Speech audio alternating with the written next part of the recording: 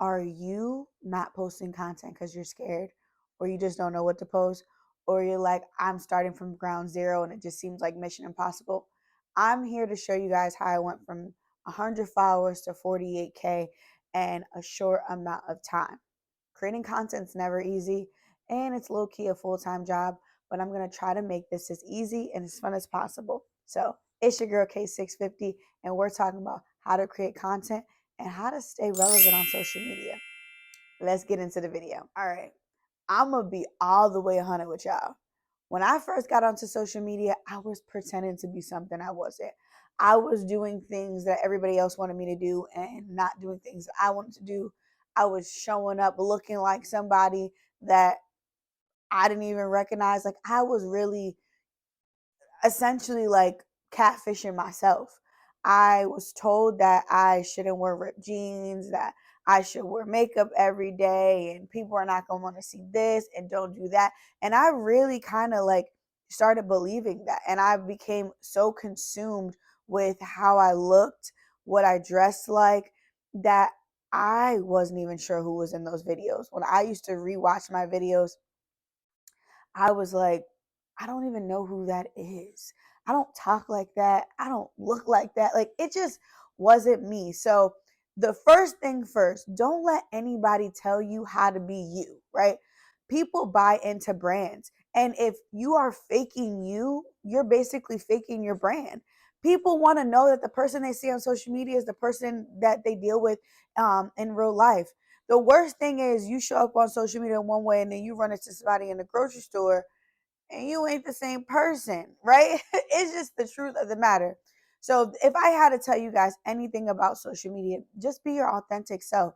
If you don't feel like doing your lashes that day, or if you don't feel like getting your lip combo together, I mean, don't. It's okay, right?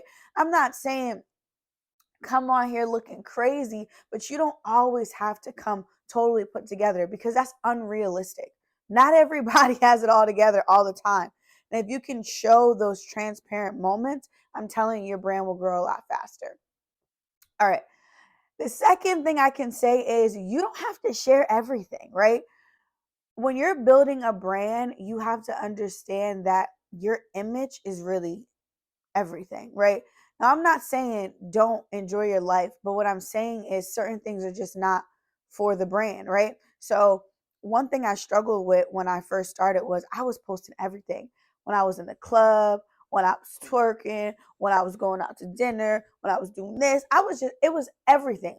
Everything I was doing was on social media. And I had to realize very quickly that the audience that I was trying to target just didn't want to see that. The things they enjoyed seeing about me is my growth, my journey, my fitness, how I was able to go from making 30,000 to 100K. Like, those are the things people wanted to see. Nobody really cares about me turning up, uh, in my bikini. Like, it just wasn't what people were buying into, expect with me. I'm not saying that this doesn't work for everybody, because some people have built a brand off of that. But in my situation, my target audience just wasn't into that. And I had to come to terms with that's just not who my audience is. So I have to tailor a little bit myself to fit the needs of the people who buy into me. Now, don't get it twisted. I'm still going to have fun and I'm still going to showcase my life in its authentic way. But I also understand that everything is just not for social media. And I'm okay with that. So that brings me into something that David Shantz taught me is create your avatar. Figure out who you're actually speaking to, like who is watching these videos, right? Who do you want to buy your brand? And that will make it a lot easier to understand what you should post, what you shouldn't, what people are into, what people are not into. Um, I created my avatar around my mom. Hey, y'all, sorry to interrupt your episode, but I want to tell you something. If you're looking to build a business from start to finish, I would love to coach you. I will help you build this thing from start to finish, getting your LLC, your business address, your EIN number, you name it, I will help you do it. I know building a business can be completely hard and it can be stressful, but I want to coach you to get you to the finish line so you can go ahead and get funding for your business. So if this is you, click the link below and let me coach you on how to take your business from 0 to 6 figures today. Don't wait. Look, I want to coach you and I want to help you excel and achieve everything you're looking for in your business. All right, let's get back to the episode. So, I usually make content so my mom can understand, because I know that if she understands, then my content can translate to the masses, or at least the people that I'm trying to speak to. A big thing that most of us try to do with social media is we try to target everybody. Look, everybody's not your client. Everybody doesn't want to spend money with you, and it's impossible to please everybody. So if you know who you're trying to please, if you know who your target audience is, if you know who you're trying to talk to, then it makes a lot easier to get behind this camera, because you're just talking to one person every time you shoot. And now that one person covers a general population of who you're trying to speak to. So look, I'm not trying to please everybody. I'm just trying to please the people who buy into me. And I've created those statistics just based on trial and error. When I first started, I didn't know that the age bracket I just gave you was into me. I learned that over the years as I continue producing content. The only way you're able to get educated on your content and who really is going to like it and who's not going to like it is simple. Create the content and figure out who likes it and who doesn't. Most of us are trying to get these statistics and we don't even post content, right? The only way you really will know anything is if you do it. And then the last point I probably would make is you have to be consistent. You can't think you're going to post today and then not post for another month, right? Most people ask me, how many times do I shoot? Listen, I shoot every day or every other day, right? So that means that I'm producing content on a mass basis. Why? Because some things I shoot I don't like, right? Some them things I have, I'm like, I didn't say that right. That wasn't good. I didn't like the way my lipstick looked. Oh, I wasn't feeling my hair. Like there's some things, just like normal things. I don't like everything I produce. So if I produce mass content, it allows me to pick and choose what I like, what I don't like. Sometimes I save things because the topic that I was talking about doesn't go with what I'm currently talking about. There's so many things, right? But in order to stay consistent, I have to have options. And in order to have options, I have to shoot. So you can't be afraid of producing content, even if it's bad. My content when I first started was terrible. Look, I used to stand up, had all this space behind me. Like it was bad, but that taught me a lot about myself. Hey, you should shoot like this. You should use this lighting. I never had studio lights. Now I have studio lights. I was afraid to post content with me crying. Now, I mean, you might catch me crying. Like all of these things are trial and error. And then your audience will tell you what they like.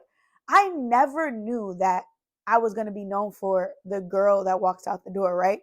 So I was out one day and somebody was like, "You're K650. You're the girl that's walking out the door. Every time you walk out the door, you spit some fire." And I'm like, okay.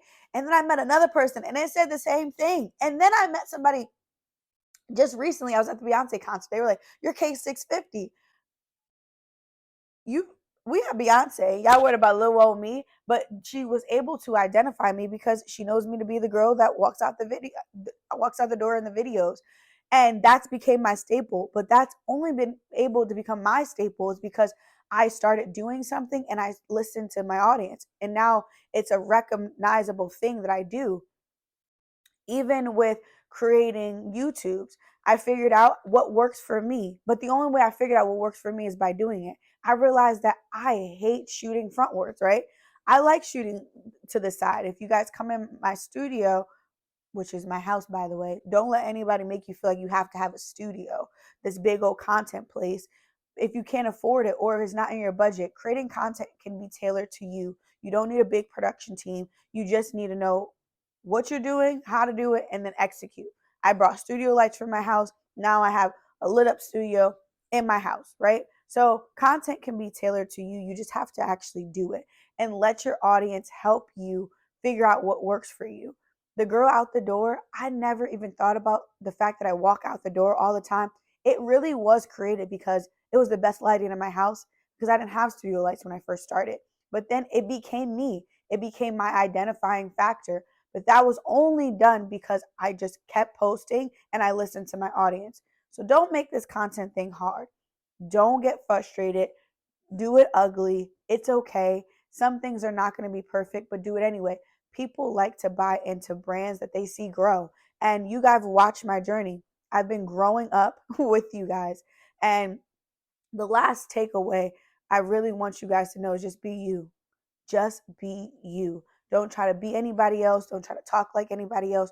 Don't try to do anything else but be you, because that will translate. I work out with you guys. I cry with you guys. I struggle with you guys. I'm motivated with you guys. All of that is my life. That's my journey, and that's my authentic truth. So if you feel like you want to build a brand that's based on your going out life, you want to build a brand based on your networking life or your fitness journey, let that brand be your authentic you. Don't let anybody tell you any differently, and don't change up your swag for nobody unless it's some positive advice that you can really use. But don't let people discourage you because they can't do it. No. If you want to wear ripped jeans because there's a target for that. If you want to show up with a suit every day, there's a target for that too. You do what works best for you, and I'm telling you, social media will be a lot easier. I hope this helps you guys. I'll see you guys in another episode.